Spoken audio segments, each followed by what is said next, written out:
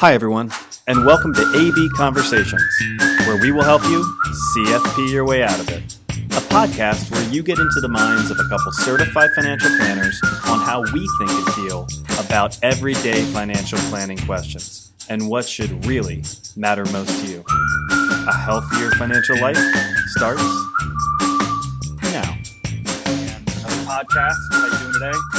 I'm doing great. My pleasure to be here. Going to talk about your favorite topic today, investing. Okay. Yeah.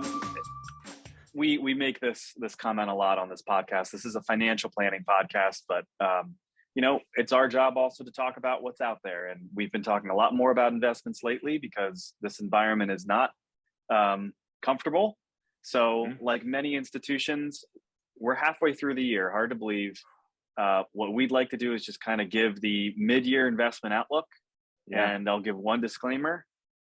This is not our outlook, right? We are financial planners. There are people way smarter than us whose job is to, put these things together, make projections, and talk about why they think certain things will happen the way that they will happen. So we're really just going to share some of the things that we are reading.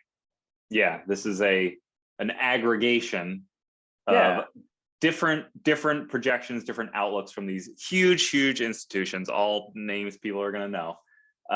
But yeah, ultimately they are predictions, but they are at the end of the day just the best guess on where these different institutions see things going. And there is not necessarily a consensus, which leads then us, our job then is to do all of this research, aggregate all this information, really try to distill it down to, okay, what does this mean for our clients?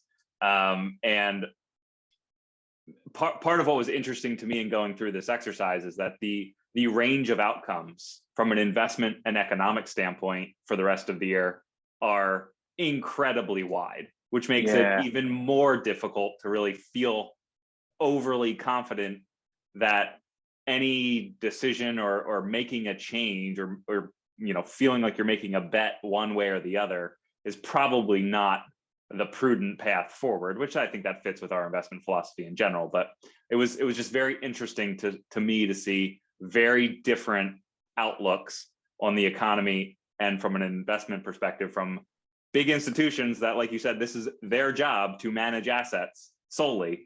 And seen such a wide spectrum.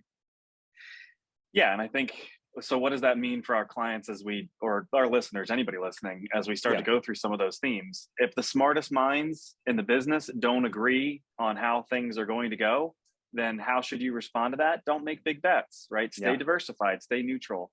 I think that's kind of the first takeaway.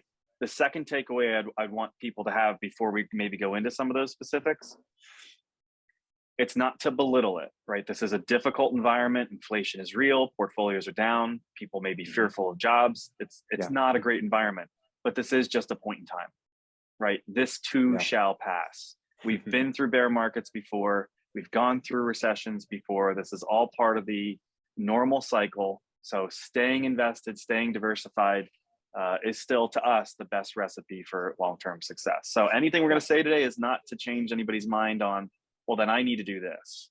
Right.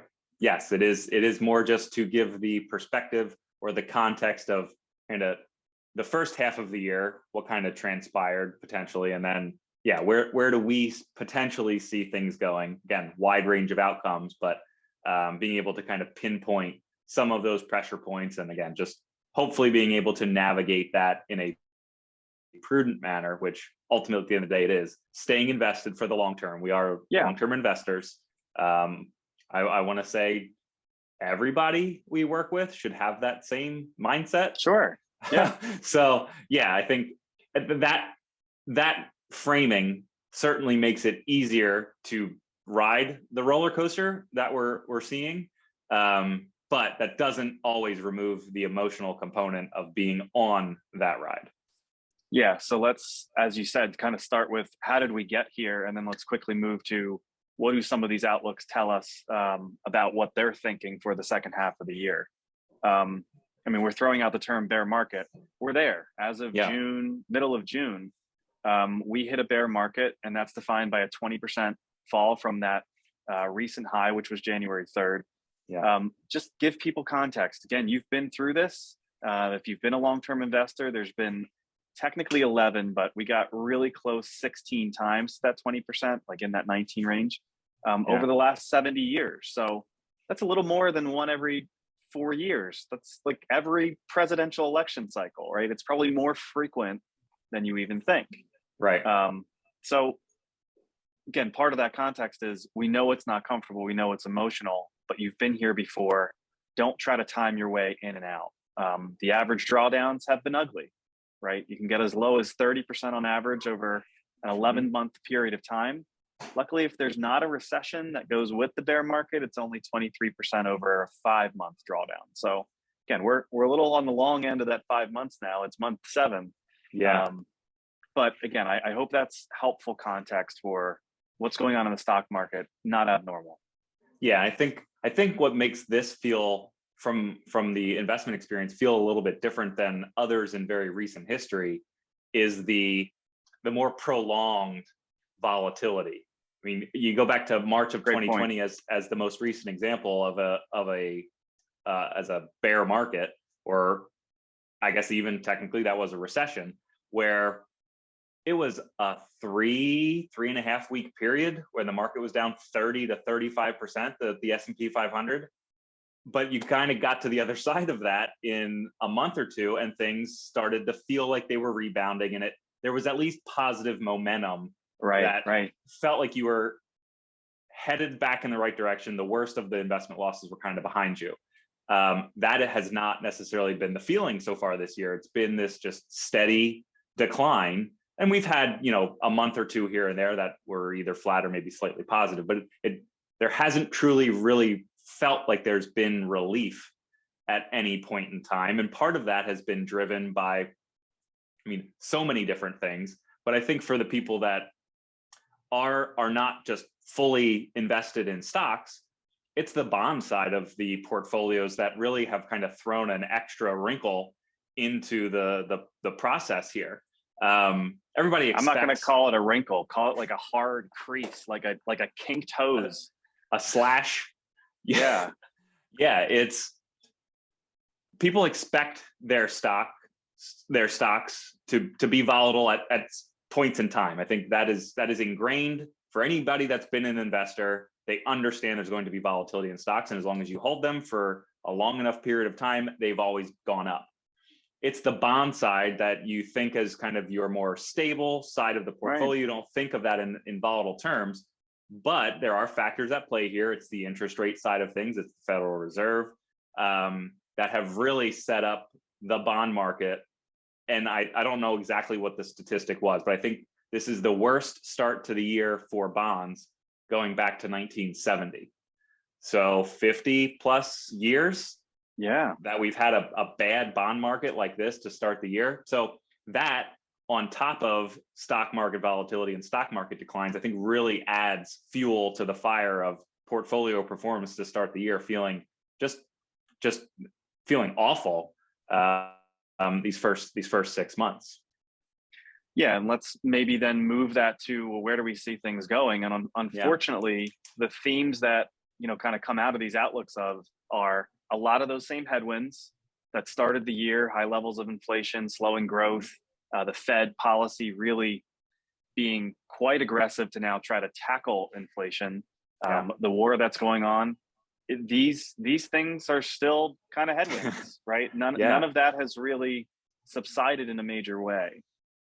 Yeah, and ultimately, I know we've said this in different iterations, but in terms of the markets, stock and bond, the volatility is usually driven by uncertainty. And until there is any clarity on any of those items that you just listed, we're probably going to be in this range of volatility until we kind of get more clarity on inflation. We expect inflation to peak at some point between now and the end of the year. We hope, but that is the expectation. And having some data to show that being true will go a long way towards the market. I don't want to say becoming calm, because I don't expect calmness at any point this year, but to at least the volatility to subside and for investment assets to act more, I'll use air quotes, normal moving forward. So as I talked about bonds earlier, the downward pressure on bonds in the first half of the year has absolutely led to negative performance. But the silver lining there is, because interest rates have now risen as far as they have in a very short period of time, and the Federal Reserve is going to continue to be very aggressive with raising rates, that actually sets bonds up to be a better diversifier, to start with now a higher level of dividend and income moving forward. So in that sense, now owning bonds moving forward is probably not a terrible thing. It's just now just having to accept that, well, I've already felt this pain.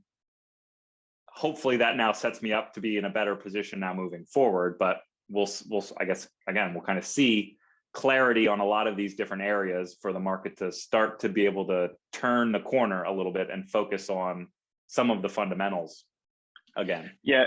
And I guess that what I want to kind of say in a follow-up to that, and why you make the disclaimer at the beginning that the smartest minds in the business don't agree exactly on where things are going. I think it's because the range of outcomes is really dependent on so many different inputs. Yeah. Right. And when you say some of these things are data dependent, which one of these things is going to come first? Is that a more impactful data point than something else? It's just really hard to make predictions on exactly what's going to happen. And the more kind of ingredients you throw into that, the harder it is to isolate, what kind of impact will that make? Because I think the overriding thing, when we make a lot of comments about where we're going economically, it's to recognize that a lot of that is lagging data. Yes. Right. And the market, we need to understand that the market always kind of knows first. And it's really trying to predict where things are going to be 12 months from now, 18 months from now. And I think that's an important thing to recognize. Yeah. And when you say the market knows first, sometimes it's a best guess on where things are headed. And I often say, that pendulum swings too far in either direction. And this very well could be that situation where all of these negative, events or variables are kind of already baked in to some degree, that any, again, clarity or just resolution in any of these areas, if I hope for the sake of the world that there is some resolution in Ukraine and the Russia conflict here, that should go a long way to easing some of the fears and volatilities, not just in the investment markets, but it's the commodities, it's the supply chain, all of the fallout that we're now experiencing from that. Again, the market tries to predict, it tries to be very forward looking and taking all of these different moving pieces and pricing that into today. And that is an imperfect science, to say the least. So as I said about bonds earlier, I kind of feel the same way on the stock market, that we've experienced this pullback. The stocks are still down 20-ish, close to 20 percent. The flip side, the silver lining being, now looking at the second half of the year, we do expect some of these things to look a little bit better, and that should lead to some stock market returns heading back in a positive direction.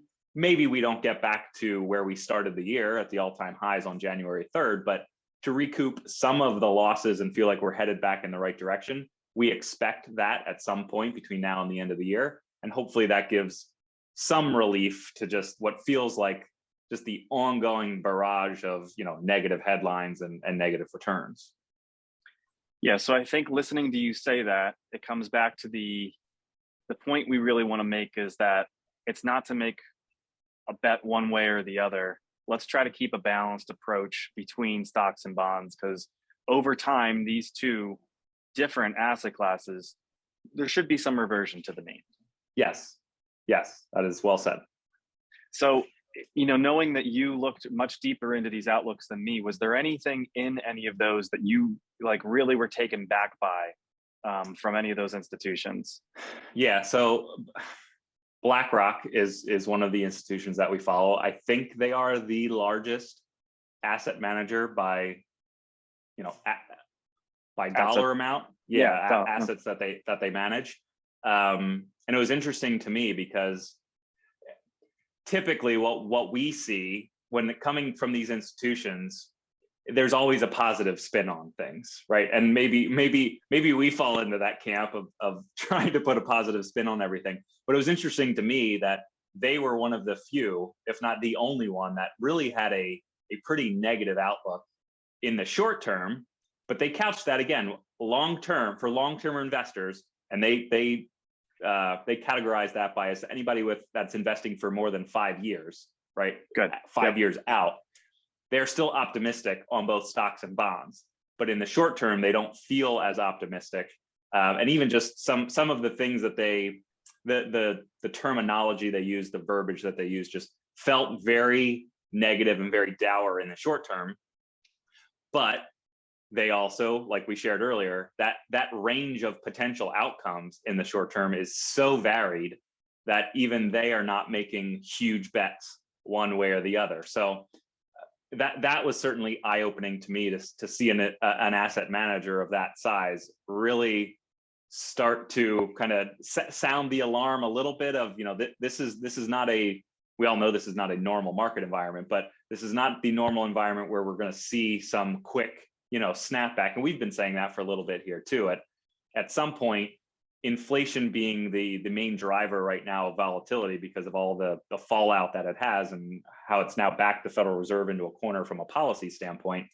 Right. We do believe that inflation will peak and that it will start to come down, but that moderation of inflation is going to probably take a little bit longer, maybe not a little bit. It may take a lot longer than anybody has anticipated, especially the Federal Reserve. So ultimately, that's all to say, yes, keep a balanced approach, because at this point, it is somewhat completely unknown of where things may fall, because as you said, there are so many different variables right now, and it's hard to isolate any single one that is the main driver. And I guess ultimately, maybe there isn't one that's the main driver.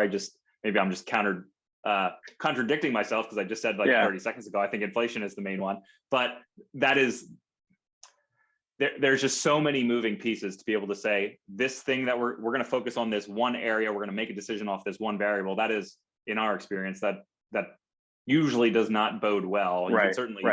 You can certainly stumble your way into the right decision, but the wrong way. But yeah, I think we are believers at this point. It feels anticlimactic to say stay the course and stay balanced, but that is our philosophy. And I think you had noted staying invested, as long as you stay invested over a long enough period of time, the market has always made new all-time highs at some point. Yeah, and I appreciate you taking it that direction, because we have to also recognize these institutions are kind of forced to put these things out. Do they really want to be on the record, making a wrong call? Their outlook is one thing. Are they changing their allocations and what they're recommending is a completely other thing. So I think it's really important to recognize that side of it too. Everybody wants to hear the opinion, right? Ben, Adam, where do you see things going? Do you think we're going to get into a recession? Should I buy gold? They're going to get these questions. We want to speak intelligently about it. But I think the only other thing I'd really like to throw out there, because it is the way that people kind of think, I think sometimes, and act. They get geared up for what is going on in the world of politics and policy change, specific to economics and the financial markets. We're going to have a midterm election here in the next couple of weeks. So I've heard certain clients go, I'll be interested to see what happens to the market in November. Let's give a little context there. Yeah, it's interesting. It's, in looking back at these midterm election years, historically, there's always exceptions, right, to the averages or to the experiences in any of these given years and data points. But historically speaking, in a midterm election year since 1950, the S&P 500 has averaged a pullback of 17%. So peak to trough, 17% on average in years like this. So this year, really, from a data standpoint, is no different. Maybe we're down a little more, but Yeah, we're skewing the average maybe a little bit higher this year, but we also have all of these different other variables at play. We had an economic shutdown 2 years ago that is leading to some of this inflation this year. Yeah, and right. There's so many. We often say history doesn't repeat itself; it often rhymes. I screwed that up, but that's the general. No, gist. that's right. Yeah, yeah. And go ahead. Well, I was just gonna put a bow on that. It's so the pullback is kind of in line with the historical averages, but again, the silver lining, the positive spin on that is that once you get beyond that midterm election year, since 1950, 12 months later, 18 out of 18 times the market has been positive. 100% of the time, markets have rebounded from a down midterm election year. Yeah, and I know we threw this out there 2 years ago. No, I'm sorry, at the beginning of last year when we had a new sitting president. That makes sense to me because I know I've thrown out the stat before. Historically, I think it's only twice in all those midterm elections that a sitting president has picked up seats. Right. Right. People may be voting with their dollars. I'm not saying that everybody thinks or acts that way, but if the market's going really down or things don't feel good, pendulum always swings in either direction.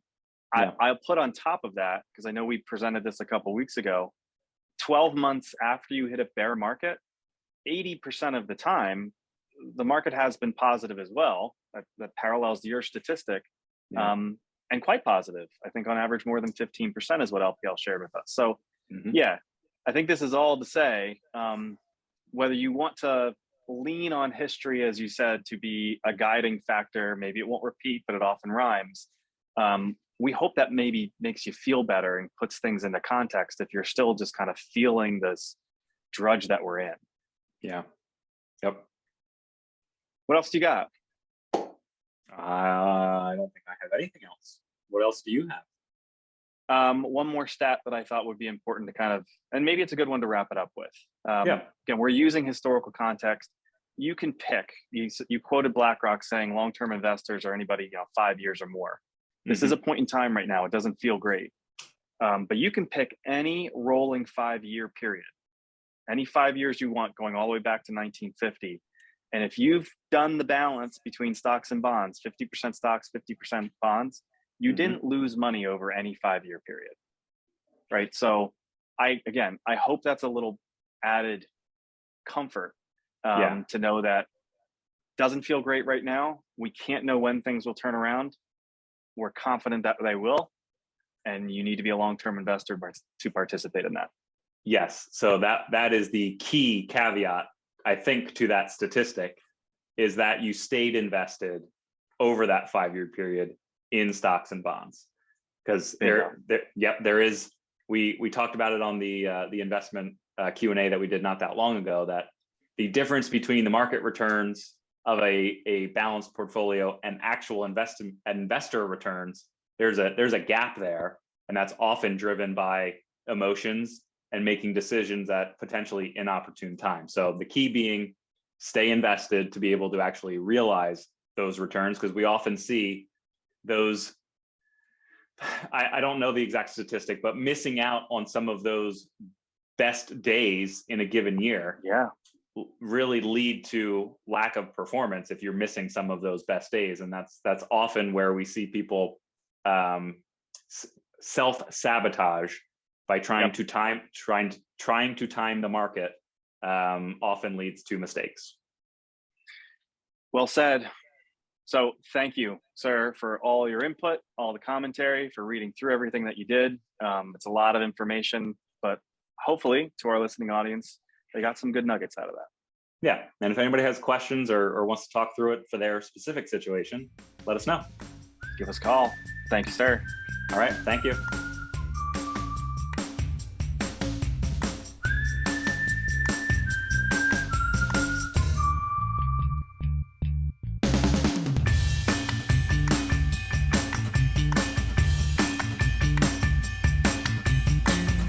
Hey everyone, Adam and I really appreciate you tuning in. Please note that the opinions we voiced in the show are for general information only and are not intended to provide specific recommendations for any individual. To determine which strategies or investments may be most appropriate for you, Consult with your attorney, your accountant, and financial advisor or tax advisor prior to making any decisions or investing. Thanks for listening.